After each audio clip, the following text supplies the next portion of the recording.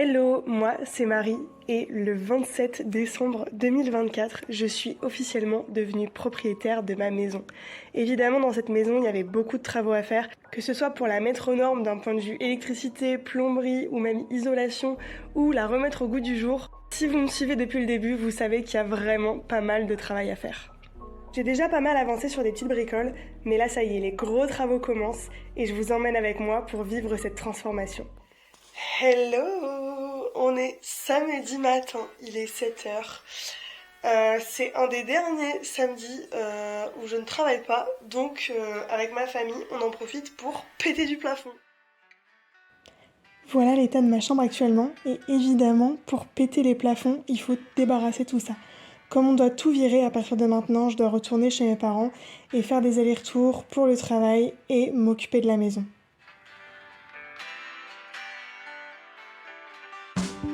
On est seulement une heure plus tard, il est actuellement 8h, dehors c'est le déluge, il fait tout gris, il y a du vent, de la pluie, chez moi il est trop partout donc c'est un véritable courant d'air.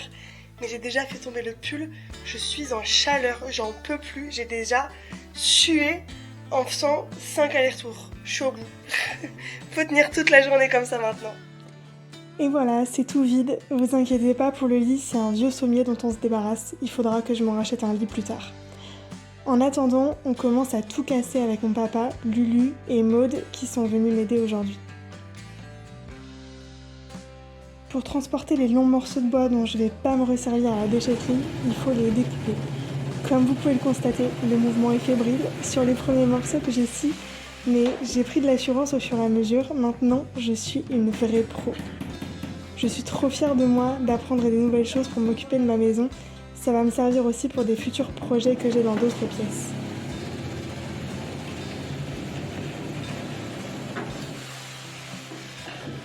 À l'étage, l'idée c'est qu'on va faire isoler les plafonds et les murs extérieurs pour une isolation au top du top. On a déjà fait poser des fenêtres double vitrage. Maintenant, il faut casser les plafonds et retirer l'ancien isolant avant que le plaquiste ne vienne mettre de l'isolant tout neuf et recouvrir avec des plaques de placo. Il va y avoir 2 couches d'isolant, donc je vais perdre un peu de surface dans mes placards et au niveau des mansardes, mais je serai bien au chaud. Les plafonds, c'est mon père qui s'en est chargé. Il a développé une technique personnelle assez efficace. Je sais pas si c'est comme ça qu'il faut faire, mais lui, il casse la première couche de plâtre, il coupe tous les fils qui tiennent les bambous, et parmi tous les fils, il trouve le fil qui maintient le tout. Il tire dessus en l'enroulant autour d'un outil long et solide comme un manche de marteau par exemple, et ça libère les panneaux de bambou. Avec moi et ma maman, on s'occupe des parties plus inaccessibles ou délicates, comme les mansardes ou le dessus des fenêtres pour pas les abîmer. Et bien sûr, il faut faire tous les allers-retours à la déchetterie. Il y a pas mal de travail, mais à plusieurs on s'en sort. On a mis 2 journées à tout faire. Pendant que papa fait le gros du travail, avec maman et Maude on nettoie, on fait des allers-retours à la déchetterie. Une fois que papa a trouvé sa technique, il a super bien avancé. Le changement est drastique, par contre il fait un froid de canard dans la maison.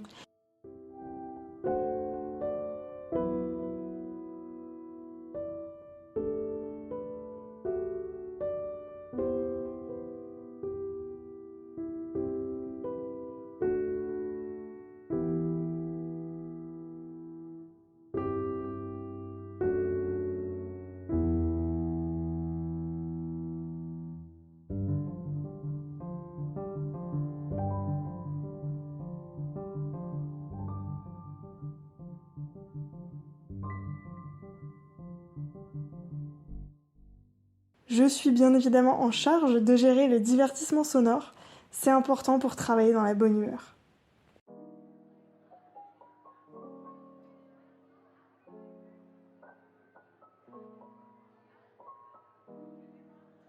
Il y a beaucoup de rangements, comme vous pouvez le voir, c'est un peu le bazar, donc il faut ranger tout ce bordel. Et il faut que je fasse les plans parce qu'à l'heure à laquelle je vous parle, l'électricien vient à la maison dans 3 jours. Et donc il faut que je fasse les plans pour savoir où je vais mettre mes prises, mes interrupteurs, etc. Donc je vais m'atteler à ça aujourd'hui. Comme je vous le disais, il fait un froid de canard sans les plafonds et la laine de verre. Donc je mets mon manteau de travaux pour faire ça. Muni de mon crayon gris et de ma gomme, je commence à marquer les endroits des interrupteurs au rez-de-chaussée. Mais pour l'étage, c'est plus compliqué. Pour la chambre, j'ai une grosse hésitation parce que en fait l'espace où je veux mettre mon lit, je suis sûre de moi de où je veux mettre le lit. Mais le problème c'est que je vais pas avoir un très grand espace pour... déjà c'est sûr que j'ai pas la place pour des tables de nuit, vous voyez. Donc ce sera forcément des choses que je vais mettre au mur. Et en fait je sais pas si je vais mettre une petite lampe intégrée au mur. En même temps je suis pas sûre que ça serve parce que j'ai un réveil que j'aime bien qui fait simulation lever de soleil, coucher de soleil et tout. Et j'aime beaucoup cette petite horloge là, enfin ce petit réveil là, et j'aimerais bien le mettre.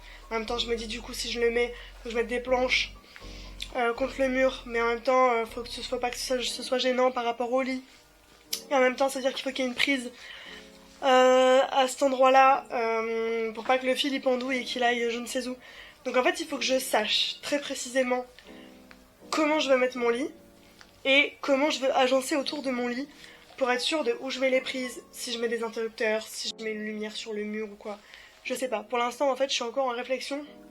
La seule chose qui est sûre, c'est que je veux mettre le boîtier du volet, du volet électrique à côté du lit. Parce que ça sert à quoi d'acheter une maison et de refaire l'électricité si je peux pas ouvrir mon volet en étant allongée dans mon lit le matin. Franchement, je fais cette expérience depuis que les volets électriques ont été posés. C'est juste mon plaisir du quotidien quoi. Juste rester allongé dans mon lit et appuyer sur le bouton pour que le volet s'ouvre, voir le soleil entrer dans la pièce alors que je suis encore allongée. C'est le bonheur. Donc ce qui est sûr c'est que le boîtier du volet il sera près de ma tête. Mais pour l'instant je sais pas trop comment je fais pour le reste. Voilà, ça c'est l'espace. Donc j'ai pris une petite photo. Et je me laisse la nuit pour réfléchir à ça, faire plusieurs plans, plusieurs options et préparer ça pour que l'électricien puisse mettre tout ça en place. Si vous aviez pas vu mon house tour et mes projets que j'ai pour l'étage, je vous montre vite fait. Du coup ça c'est, vous voyez mon ombre, hello. Ça c'est du coup le petit couloir, l'escalier. Dans le couloir il y avait un énorme placard qu'on a pété. Et il y aura du coup de nouveau un placard ici qui sera refait. Et là je pense que je vais ranger plutôt tout ce qui va être manteau, chaussures, et j'aurai probablement de la place pour ranger tout ce qui va être déco saisonnière, linge de maison, etc. Cette pièce du coup ce sera la future chambre, et en fait en soi à part le lit il n'y aura pas grand chose dans cette pièce, donc ça me laissera la place pour mettre en plus une armoire, un meuble où je vais pouvoir ranger encore du linge de maison, des choses comme ça. Donc au niveau rangement on va être pas mal. Et dans cette pièce là, en fait ça va être ma salle de danse et mon dressing, parce que là du coup il y avait donc encore une fois un placard et je vais refaire un placard au même endroit en fait. Et donc là je pense qu'il y aura un tiers du placard qui sera occupé par mes vêtements de sport, mes vêtements de danse, et les deux autres tiers ce sera mes vêtements de ville. Je vais m'en mettre tous mes vêtements, toutes saisons confondues. Je pense que je ferai juste des boîtes avec mes vêtements vraiment spécifiques ski que je sors une semaine par an. Et peut-être mes chaussures qui seront pas de saison, je pourrais les fourguer dans des boîtes au fond du placard. Mais sinon voilà, ça me fait quand même un joli espace pour ranger mes affaires.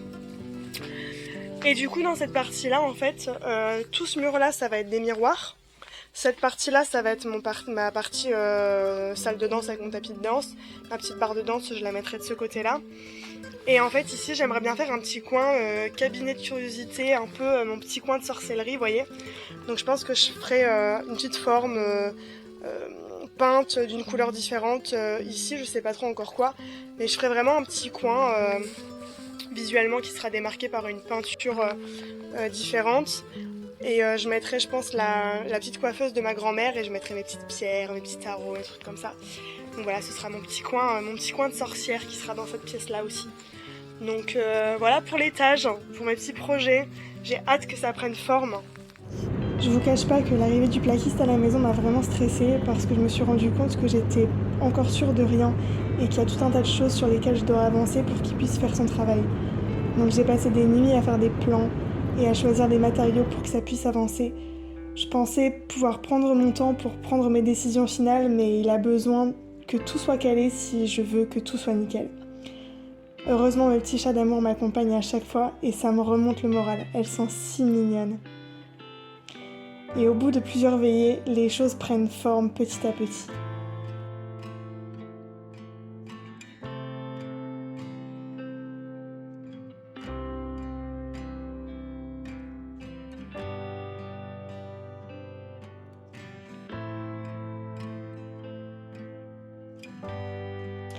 Passons à quelque chose de plus fun. Il va falloir que je m'occupe de meubler ma maison et j'ai une amie qui vient d'ouvrir une boutique de déco. Pour l'ouverture, ils font 20% de remise. C'est du coup le moment parfait pour acheter un canapé. Et justement, il y en a un qui me fait de l'œil. J'ai choisi ce modèle en plus petit. Je voulais un angle mais pas un classique et je trouvais que celui-là était très original. J'ai voulu prendre une couleur qui passe partout parce que le reste du salon va déjà être très chargé. Évidemment, je suis repartie avec des petites bougies, j'ai pas pu résister. Hier à la boutique, j'ai vu des décorations murales que je trouvais absolument sublimes et j'ai fait que y penser toute l'après-midi, toute la soirée, toute la nuit. Ce matin, elles sont encore dans ma tête. Et comme hier, quand on y est allé, on était un peu pressés parce qu'on avait des rendez-vous. Lulu, elle voulait y retourner aujourd'hui. Donc là, on y retourne toutes les deux dans la boutique. Et moi, je suis en train de me tâter à potentiellement acheter une décoration murale. Il y en a deux qui me faisaient vraiment de l'œil, mais je peux pas acheter les deux. Par contre, je pense que je vais potentiellement repartir avec une aujourd'hui. Petit spoiler, j'ai bien acheté un tableau, mais vous le verrez plus tard. En attendant, on entame un nouveau poste de travail, il faut détapisser l'étage. Dans cette pièce, il n'y a pas une, pas deux, mais 3 couches. Attendez, autant pour moi, il y en a une 4e en dessous.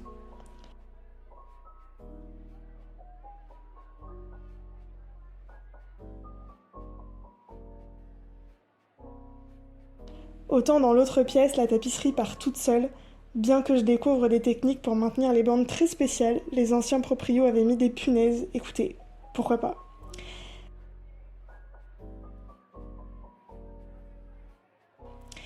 Mais dans la pièce des 4 couches, c'est une vraie galère. J'ai passé des soirées entières à détapisser et c'est toujours pas fini à l'heure à laquelle je vous parle.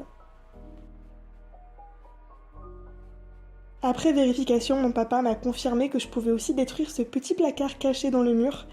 Ça me fera gagner de l'espace à côté de mon lit et c'est vraiment pas négligeable.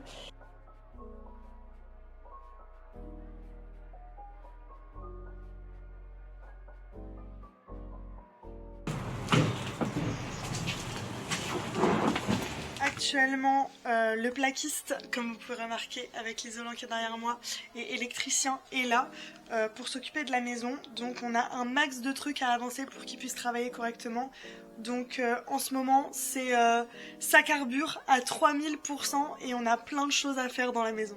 Comme dans la majorité des cas, quand on fait des gros travaux de rénovation comme ça, on a souvent des mauvaises surprises. Et en fait, en retirant l'isolant du plafond, on s'est rendu compte que le pare-pluie était abîmé. Je vous avoue que cette nouvelle m'a pas vraiment fait plaisir, mais voilà, c'est des choses qui arrivent. Vaut mieux le savoir en tout cas et régler le problème plutôt que d'avoir des soucis d'infiltration par la suite. Donc dans tous les cas, ce sera quelque chose qui sera réglé.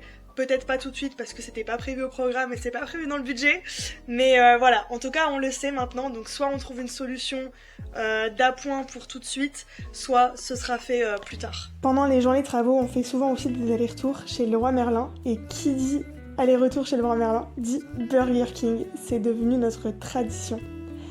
Ce jour-là, on avait besoin de matos, j'en ai profité pour revoir les revêtements de sol et de murs pour ma salle de bain. Et je pense avoir pris une décision pour cette pièce, je vous en reparlerai dans le prochain vlog travaux. J'ai aussi trouvé des planches qui me plaisent, que j'ai fait découper, qui feront office d'appui de fenêtre. Je voulais un bois chaleureux et une dimension assez large pour que les chats puissent venir se poser dessus. Et oui, on a chacun nos priorités. Regardez-moi cette beauté, je suis trop fan. Il y avait aussi des promos sur les radiateurs, donc j'en ai profité pour les prendre tout de suite. Pareil, je vous en reparlerai prochainement.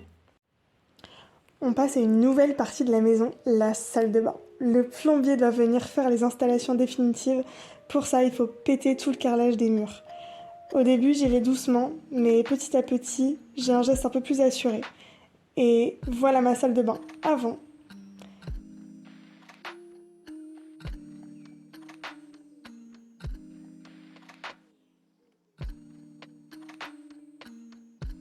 Et voilà le résultat après 2 après-midi.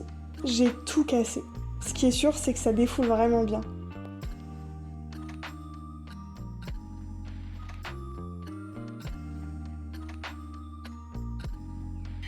Franchement, ça fait vachement mal au poignet de péter du carrelage, mais c'est sympa.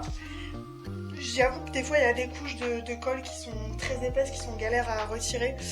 Mais écoutez, franchement, c'est plutôt sympa. Donc j'ai hâte d'attaquer les toilettes pour retirer ma magnifique tapisserie en velours rose et le carrelage. Je vais me régaler à faire ça. Il reste plus que ce mur-là que mon père va abattre ce week-end et ce coffrage à retirer. Moi, personnellement, je pense que je suis pas apte à le faire parce que je comprends pas comment il est fait ce coffrage. Et en fait, à part taper dessus, je vois pas comment l'enlever. Donc, comme il y a probablement une manière un petit peu plus délicate de faire ça, je laisserai mon père s'occuper de ce coffrage. Mais sinon, tout le reste c'est fait, quoi. Voilà, les murs sont prêts. Pendant ce temps, à l'étage, ça avance super bien, le plaquiste est au taquet. Il travaille seul, donc je pensais pas que ça allait avancer si vite. On va s'arrêter là pour ce petit vlog travaux. Je vous montre où ça en est globalement dans la maison. Et après, moi, je pars pendant une semaine chez ma grand-mère dans le sud. Donc je ne verrai pas la maison pendant une semaine. Donc quand je reviendrai, ce sera la surprise. Et on verra la suite de l'évolution dans le prochain vlog travaux. Mais du coup, pour vous montrer, hier, mon père a cassé le mur de la douche. C'était un truc en briques pleines, en béton, une vraie galère. C'était une vraie galère. Donc là, ce qu'il faut que je fasse, moi, c'est qu'il faut que je débarrasse tout, parce qu'il y a le plombier qui vient demain. Donc en fait, il faut que je débarrasse absolument tout ça pour qu'il puisse travailler correctement. Mon père a essayé de démonter proprement le lavabo parce que j'ai l'intention de le garder. Donc il est stocké ici. Là, il faut aussi que je fasse place nette parce que il va faire la plomberie aussi de ce côté-là pour la cuisine. D'ailleurs, je vais vous montrer les plans définitifs de la cuisine aussi. Du coup, je suis allée faire les plans chez le roi Merlin. Il y a encore un petit truc qui changera de ce côté-là parce que j'ai refait les plans encore tout à l'heure. Mais en gros, voilà à quoi ça va ressembler. Bon, c'est pas très différent de ce qui a été fait avant, mais voilà, en gros, j'ai mon petit coin café, mon frigo. Les plaques qui sont de ce côté-là, j'ai un casserolier, un petit meuble haut. Les plaques, le four, la hotte qui sont de ce côté-là, un petit meuble avec une porte, le meuble évier avec l'évier posé. Là, il y aura juste un petit meuble fin de 15, le lave-vaisselle et un meuble un petit peu plus large que celui-là finalement, avec mon petit retour qui sera du côté de la baie vitrée en fait. La cuisine, elle sera toute de ce côté-là, avec le frigo qui sera très exactement à cette place-là. Donc voilà. Et du coup, je vous montre le reste, mais il a passé les câbles déjà ici. Et là, je vous montre comment ça a avancé, parce qu'en fait, ça a vachement avancé. Il a presque terminé le plafond. Enfin, tous les plafonds, en fait, au niveau isolation. Voilà, c'est quasiment terminé, en fait. Donc, trop top. Trop top. Là, ça a bien avancé. Donc trop chouette. Et la chambre, regardez. Ma chambre, elle est presque finie. Oh my god. Il a déjà fait passer les petits spots et tout. Donc on a mis les petits spots directement au plafond. Voilà. Là il a fait passer. Donc là il y aura mon lit. Et du coup il a fait passer les prises qu'il y aura de chaque côté du lit. Et les petites appliques qu'il y aura de chaque côté du lit aussi. Et il a mis des prises là-haut parce que j'ai l'intention de mettre une étagère avec un petit vidéoprojecteur. Et des petits haut-parleurs, donc voilà, tout est en place pour ma petite chambre, quoi. Ça va être trop sympathique. Il n'y a que ici que c'est pas terminé parce que il y a le couvreur qui va venir installer le petit chapeau pour la sortie de la VMC. Mais sinon c'est presque fini, donc c'est super chouette. Je suis trop contente. Du coup, je vais finir de faire place nette pour que demain les ouvriers puissent travailler correctement. Et moi, je vous laisse ici pour ce vlog et je vous dis à très bientôt dans un nouveau vlog travaux. Ciao!